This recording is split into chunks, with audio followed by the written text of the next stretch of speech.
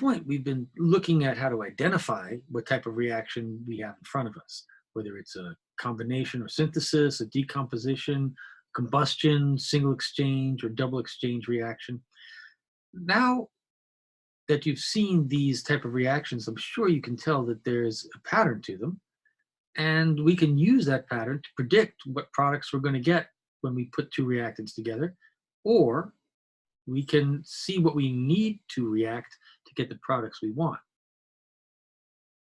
So let's examine this equation as an example, which describes a double exchange reaction between silver nitrate and sodium chloride. Can you predict the products? Well, here's silver, that's a metal. Nitrate is a radical, that's a nonmetal. Sodium is a metal, highly reactive one, and chlorine's a nonmetal. Will the silver drop the nitrate and go with the sodium, or will it go with the chlorine? Or will the chlorine go with the nitrate? How will this work? And how many silvers will go to how many chlorines or how many sodiums? Will it be 1 to 2, 2 to 1, 3 to 2? How do we predict these products? Well, there's a simple step-by-step solution to this, and you can write this down as we go. To predict the products of a single or double exchange reaction, step 1, identify and circle all the radicals because they will not disassociate. Usually, almost always, they'll stick together and act as if they're one thing.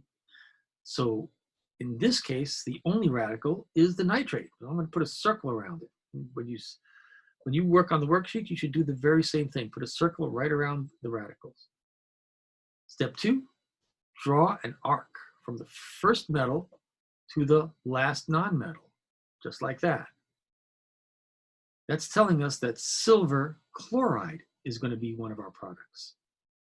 Step 3, spiral in a second arc from the second metal to the first nonmetal.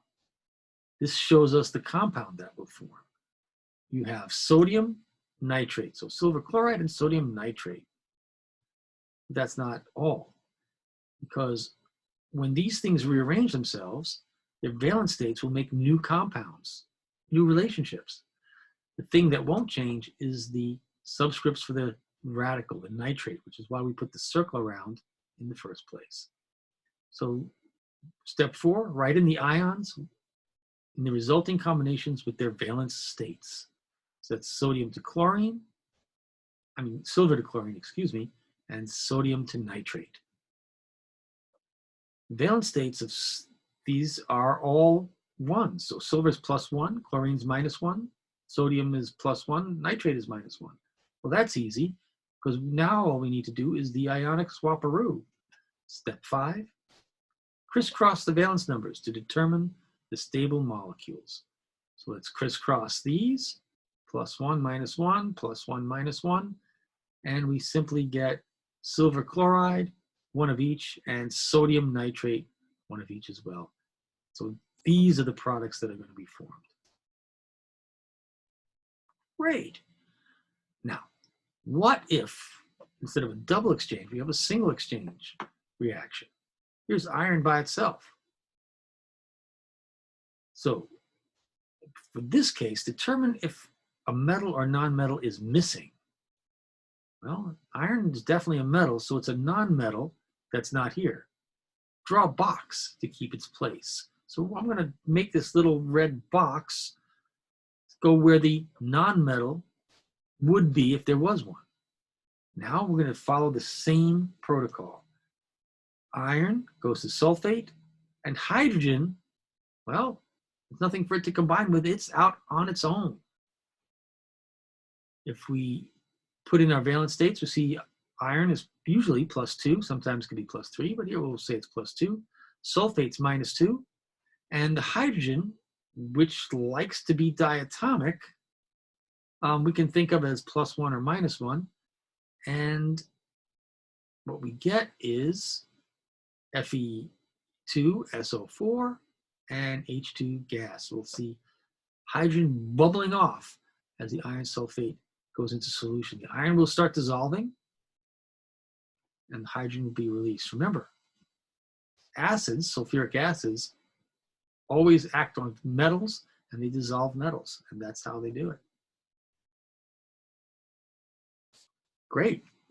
Now, I would like you to try these approaches on the problems on your worksheet.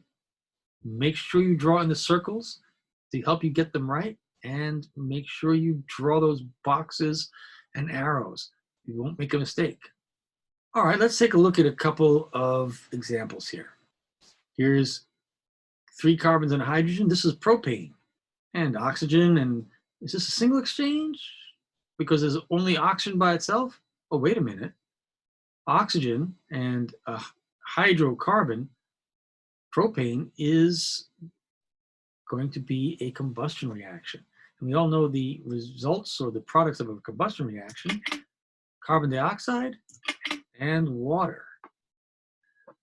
But when we go to this next one, we see that there's no combustion here. There's no oxygen that's being taken up.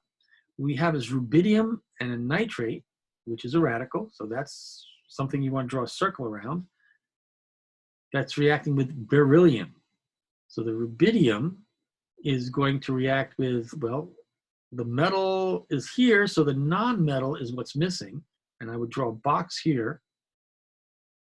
That rubidium is going to go to the box and be by itself. The beryllium is going to make the smaller arc to the nitrate, and we'll have beryllium nitrate. But beryllium is +2, nitrate's -1. So it's going to take 2 nitrates to balance out that beryllium, and we'll have BeNO3 taken twice. Here's glucose. Glucose is going to react with what to give us carbon dioxide and water? Wait. Carbon dioxide and water means this must be a combustion reaction. And the thing that's missing that is always needed for combustion is oxygen. Here's calcium reacting with something to give us aluminum and then calcium phosphate. Well, there's calcium by itself, and here's aluminum by itself, which tells us this must be a single exchange reaction. If that's the case, the aluminum had to be with something here, and the only thing it could be with is the phosphate. So this must be aluminum phosphate. Aluminum is +3, phosphate is -3, so instead of 2, I'm going to only need 1 of each. Aluminum phosphate, AlPO4. So give those worksheet examples a try, do your best on them, and we can talk about them on Thursday. See you then.